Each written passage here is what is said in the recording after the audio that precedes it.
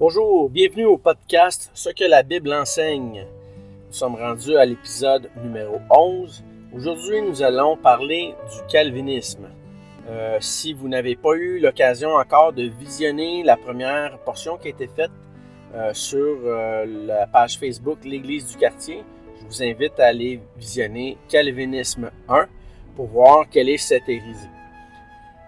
Aujourd'hui, je voulais vous partager un petit peu une expérience que j'ai eue lors d'une visite en France, à Paris. Mon épouse et moi, nous sommes présentés dans une église dite baptiste. Si je me souviens bien, c'était dans le 13e arrondissement. Et j'ai quand même eu une grande surprise ce matin-là de constater que je n'étais pas dans une église. Et quand je dis que je n'étais pas dans une église, je fais référence aux églises de Jésus-Christ, à des nés de nouveau. Là, vous allez vous dire peut-être, oui, mais comment est-ce possible d'être dans une église sans être dans une église de Jésus-Christ? Ça semble contradictoire au départ, mais il faut porter attention pour voir vraiment qu'est-ce que ça implique. Mais de toute façon, je vais vous expliquer et vous allez comprendre vraiment de quoi il en retourne.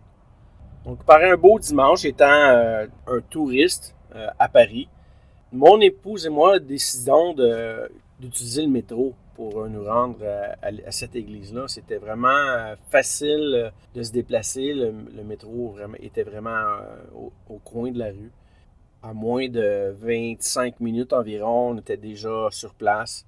Tout avait bien fonctionné. Le métro était parfait, rapide, propre, peu achalandé. Donc, c'était vraiment parfait comme trajet.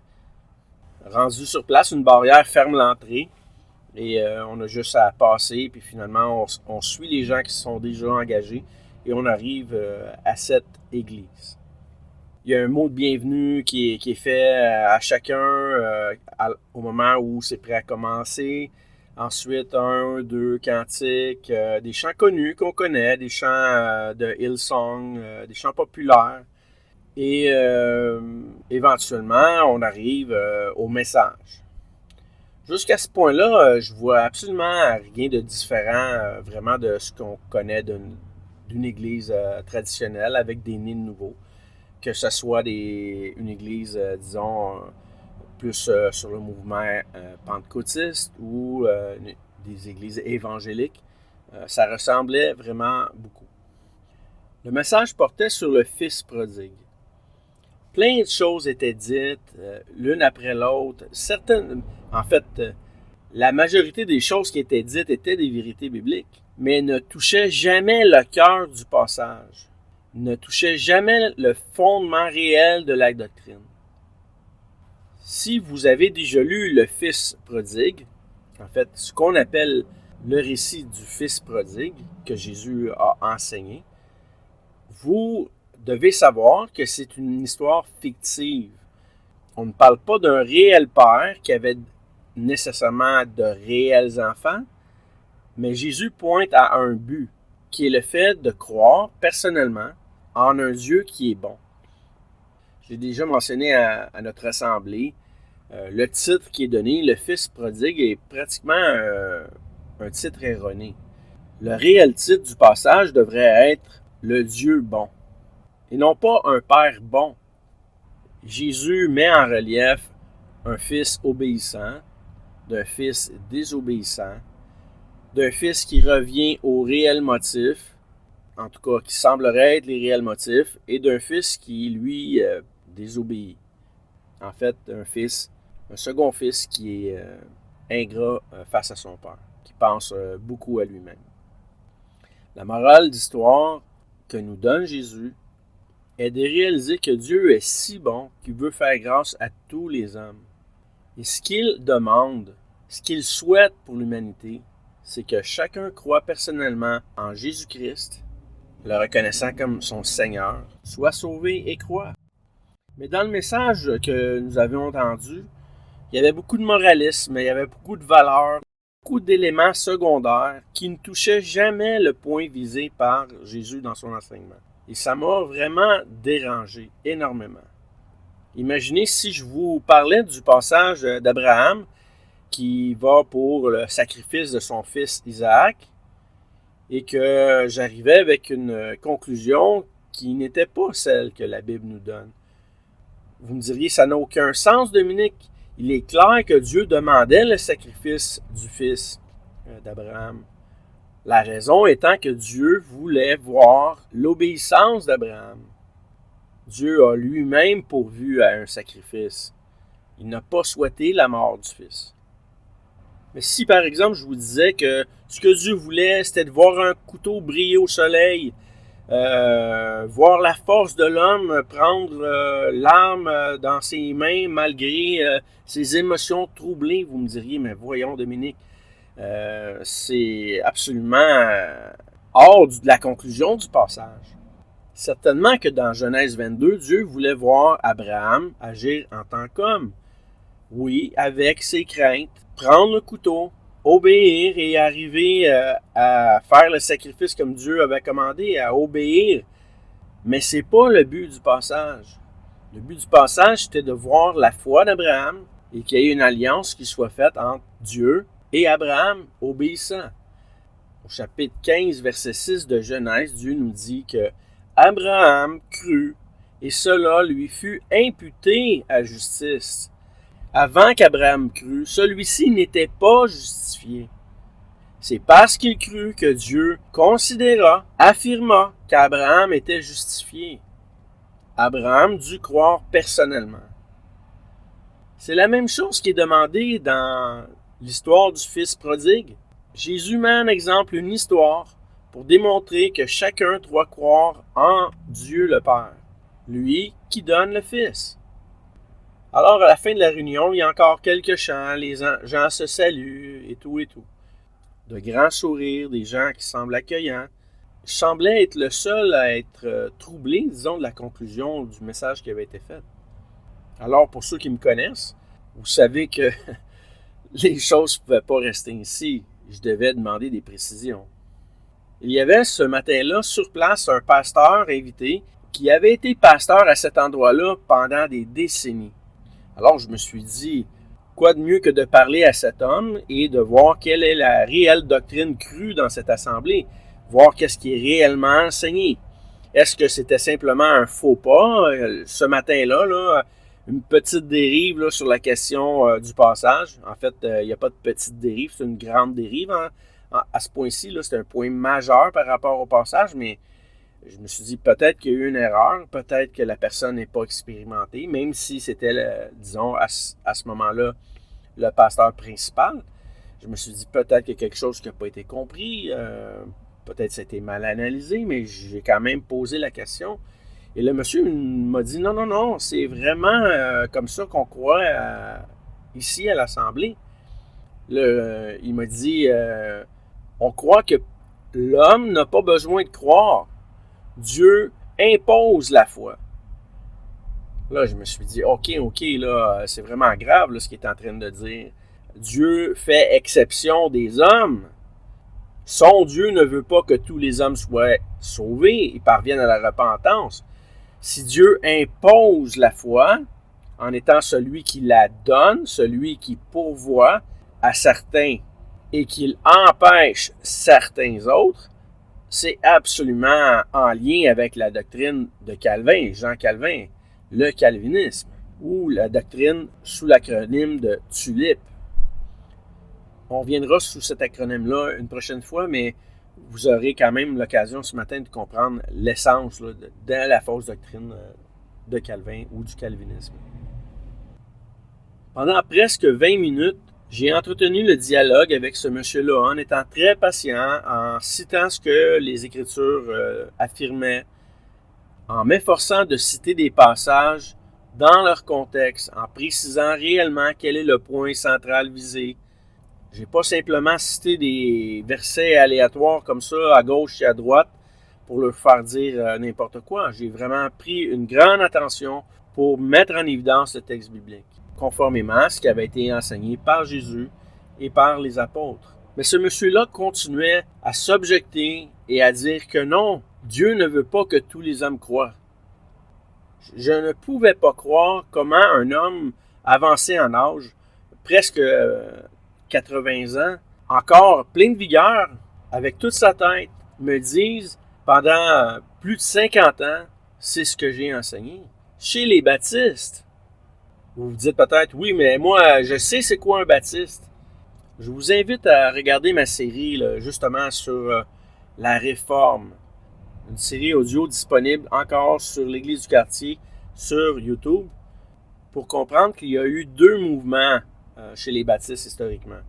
Un qui venait des anabaptistes, les anabaptistes étant des évangéliques, et un chez des baptistes calvinistes. Donc des gens qui au départ baptisaient les enfants, sans son repenti. Mais le point majeur est que ces gens-là n'ont jamais affirmé la foi personnelle.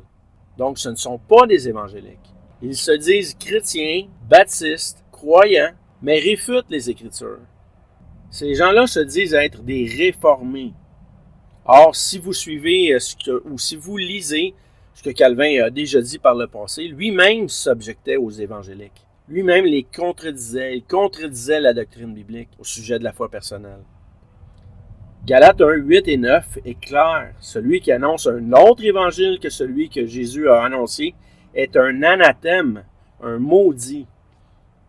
Donc, quelqu'un qui se dit être baptiste et qui n'enseigne pas ce que Jésus a dit au sujet du salut, c'est quelqu'un qui n'est pas sauvé. Il y a un grand danger de fréquenter ces gens-là qui se disent être des baptistes et qui se disent même faussement être des évangéliques et qui ne professent pas le salut par la foi personnelle. Mais qu'est-ce que la foi personnelle? C'est simplement de croire ce que Dieu a dit. On n'impute pas à l'homme un mérite parce qu'il croit. Tout le mérite est à Dieu qui convainc. Dieu convainc par le Saint-Esprit tous les hommes de péché, de justice et de jugement. Donc à Dieu toute la gloire, mais à l'homme, par la suite, le mérite d'avoir cru et d'avoir été justifié par Dieu. Abraham crut, et cela lui fut imputé à justice. Abraham a toujours eu au minimum le mérite d'avoir cru. Jacques va même jusqu'à dire que celui qui fait des œuvres démontre sa foi. Est-ce qu'on va également donner un mérite à l'homme pour avoir fait des œuvres ayant cru? Absolument pas. Mais on va donner le mérite à l'homme qui obéit. Chacun va recevoir du Seigneur ce qu'il mérite, selon son dû. Si quelqu'un sème peu, il moissonnera peu. Si quelqu'un sème abondamment, il recevra abondamment. Donc la foi a toute sa raison d'être. Le monsieur, là, pour se donner bonne conscience, passait son temps à m'appeler frère, frère, frère. Je lui ai dit ouvertement, monsieur, nous ne sommes pas frères. Si vous affirmez que vous n'avez pas une foi personnelle en Jésus, vous n'êtes pas mon frère. Vous n'êtes même pas né de nouveau. Je pensais le choquer en disant ça. C'était un petit peu mon intention. Je voulais qu'il soit saisi, qu'il se reprenne, qu'il se corrige, puis qu'il dise t'as raison, c'est vrai, la Bible commande que l'homme doit croire personnellement. Mais non, il a continué de s'entêter dans sa fausse doctrine et il disait ce n'est pas grave, ce n'est pas grave. Il m'a dit ça pratiquement à une dizaine de reprises. Non, monsieur, c'est très grave, c'est extrêmement grave. Vous n'êtes pas sauvé. Vous ne croyez pas l'Évangile, en fait, vous le contredisez. En début de réunion, alors que nous étions assis, le jeune pasteur, qui avait environ une quarantaine d'années, a demandé à ce que quelqu'un prie. En fait, il a demandé si 2 ou 3 personnes voulaient prier là, pour l'ouverture de la réunion. Donc, étant invité, je me suis tu et je m'attendais à ce que quelqu'un débute et prie ouvertement là, pour le début d'un culte. Mais après 20 secondes, 25 secondes, personne n'avait encore prié. Donc moi, si on me demande de prier, j'ai pas besoin de délai. C'est facile pour moi de prier. C'est quelque chose que je fais à tous les jours, que je fais régulièrement. J'ai une bonne relation avec mon père. C'est facile de lui parler. Je n'ai pas besoin de transition de délai. Donc je me sentais mal à l'aise de ce délai et de voir que personne n'ouvrait la bouche pour demander la bénédiction du Père. Alors, je me suis mis à prier.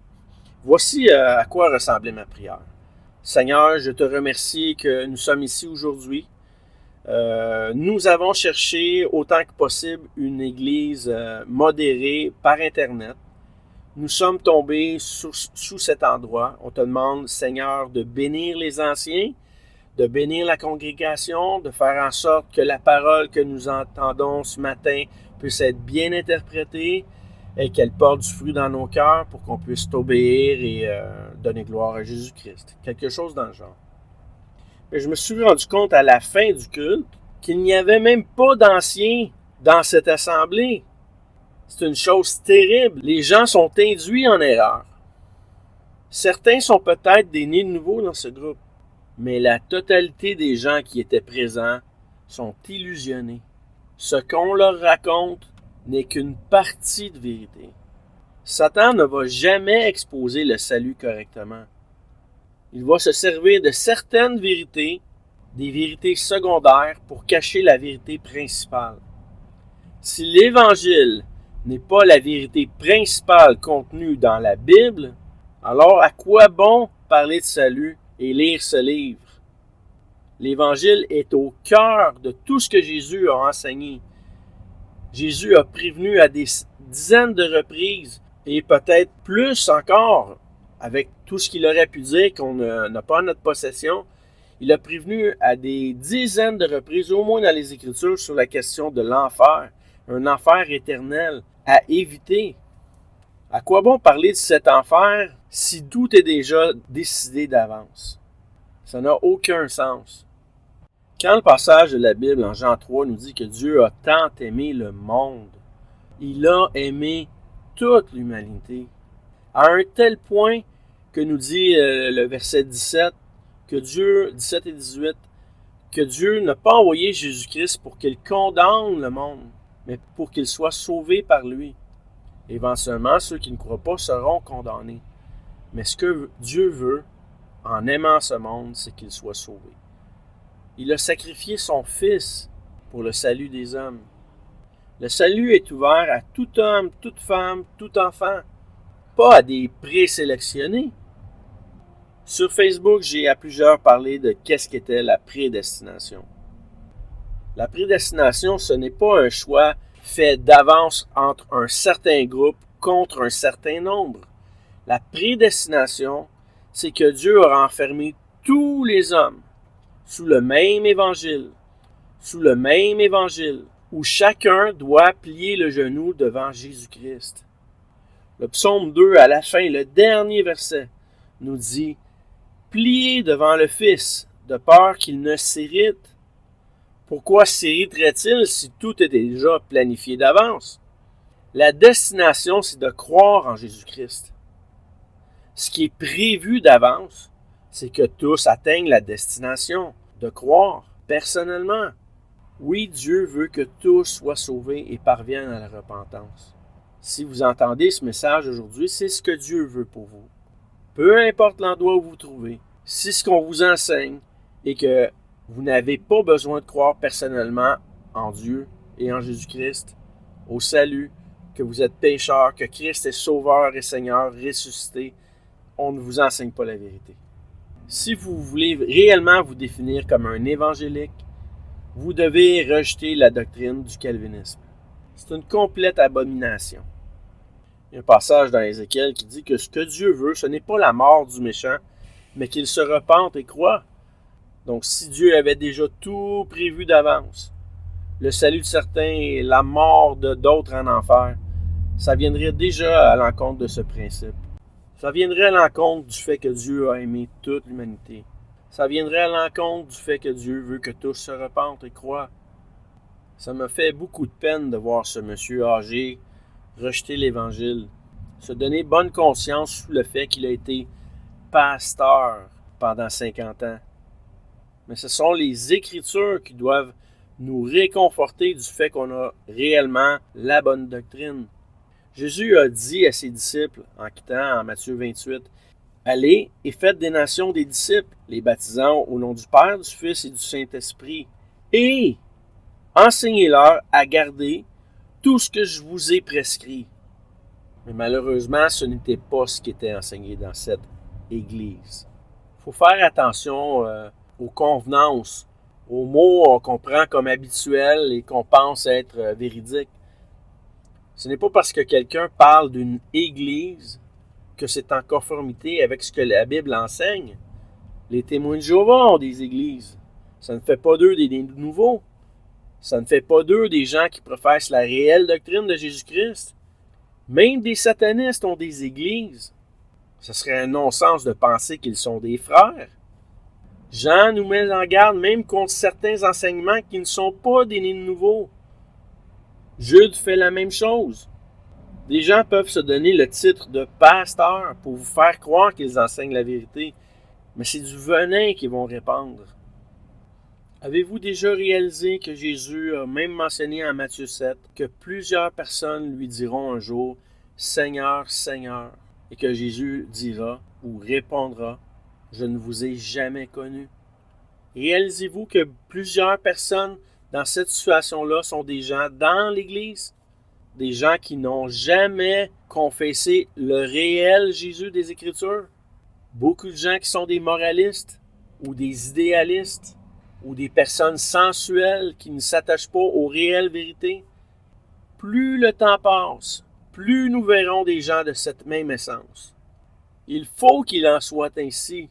Jésus a dit qu'il reviendrait, qu'à la période de son retour, ce serait comme au temps de Noé, où les gens se mariaient, profitant du quotidien comme ils le pensaient, mais hors de la vérité.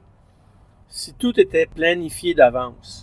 Si Dieu avait prévu le salut de certains et prévu l'enfer pour d'autres, ça voudrait dire qu'on n'aurait même pas besoin du Fils, que Jésus serait mort et qu'il aurait souffert absolument pour rien.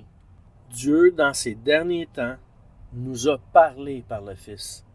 Il est impossible que le salut ait été planifié pour certains avant la création du monde et un enfer de la même façon pour certains avant la création du monde. Ce serait grandement limité, même ce serait anéantir l'œuvre de Jésus-Christ à la croix. Dans toute cette assemblée que mon épouse et moi avons visiter ce matin-là, nous étions les deux personnes les plus éclairées sur le sujet. Malgré tous ces beaux sourires reçus, ces poignées de main, des gens qui semblaient être chaleureux et sincères, ils étaient sincèrement dans l'erreur. C'est pas un cas unique. J'ai vu ça à plusieurs endroits. La Bible nous parle des évangélistes. L'évangéliste met en valeur l'Évangile et pas un salut déjà pipé d'avance. Jésus disait, « Si vous ne vous repentez, vous périrez. » Dieu donne dans la Bible les conditions nécessaires au salut. Et il affirme que ceux qui annoncent un faux évangile sont des maudits, à moins qu'ils ne se repentent. Je vous invite à méditer Galates 1, 8 et 9, à le mémoriser même. Lisez-le chaque jour cette semaine. Et vous allez être prompt la prochaine fois quand vous entendrez un faux évangile à le démasquer. Si vous avez des questions, n'hésitez pas à me contacter. Ça va me faire plaisir de vous donner davantage d'informations.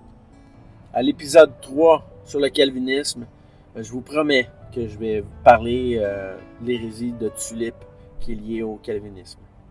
Il ne suffit pas de donner un certain titre vrai à quelque chose pour que la définition qui en est associée soit également vraie. Donc, que Dieu vous bénisse. Dieu veut le salut de tous les hommes. Soyez-en assurés. Passez une bonne semaine. N'hésitez pas à cliquer like sur ce podcast si vous l'avez aimé et à vous abonner pour recevoir les prochaines publications. Que Dieu vous bénisse richement et grandement en Jésus-Christ, Sauveur et Seigneur de tous les hommes, principalement des chrétiens. Amen.